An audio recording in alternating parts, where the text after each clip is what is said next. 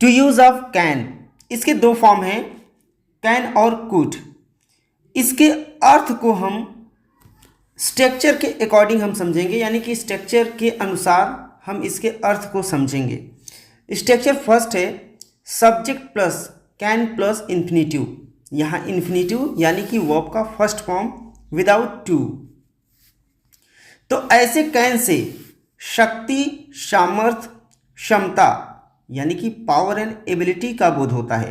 अर्थात यह बोध होता है कि किसी व्यक्ति या वस्तु को कोई काम करने की शक्ति, सामर्थ्य, क्षमता है। पर जब ऐसे कैन में नॉट का प्रयोग कर दिया जाए तब इससे यह बोध होता है कि काम करने की शक्ति और सामर्थ्य का अभाव है, यानी कि absence of power and ability, यानी कि क्षमता नहीं है। तो चलो एग्जाम्पल देखते हैं। आई कैन स्पीक, यानी कि मैं बोल सकता हूँ। यहाँ पे देखो पावर एंड एबिलिटी है। आई कैन सी, मैं देख सकता हूँ। तो यहाँ दो एग्जाम्पल और मैं आपको देता हूँ। The dumb can not speak, गूंगे बोल नहीं सकते। यहाँ पे absence of power and ability. The blind can not see, यानी कि अंधे देख नहीं सकते। यहाँ भी absence of power and ability. यही है हमारा फर्स्ट स्ट्रक्चर। स्ट्रक्चर सेकंड देखते हैं हम। स्ट्रक्चर सेकंड में subject plus could plus infinitive, यानी कि वर्ब का फर्स्ट फॉर्म।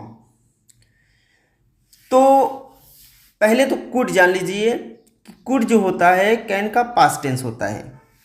तो जब can say can plus verb का फर्स्ट फॉर्म का प्रयोग किया गया तब इनसे पावर एंड एबिलिटी का बोध हुआ, यानी कि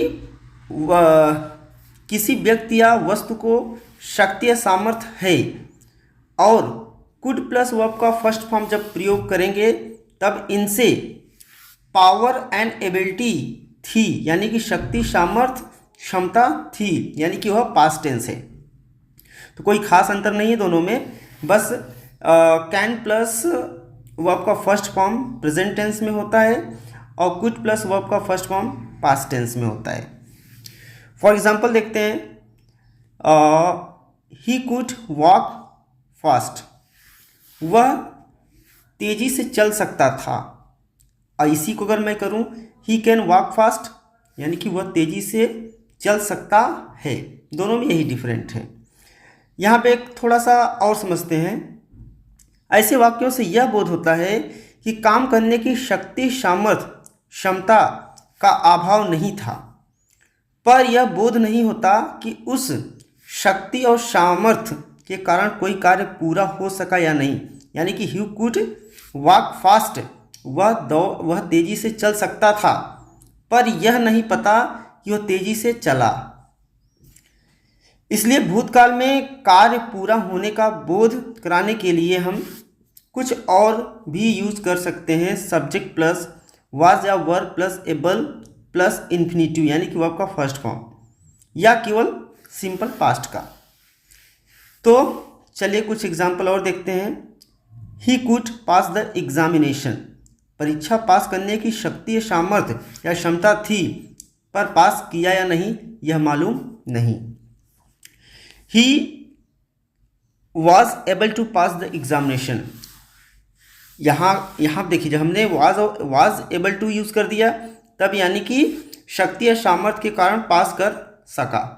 पर he could pass the examination में यहाँ पे शक्ति, सामर्थ्य होने के बावजूद भी वह पास किया या नहीं यह मालूम नहीं।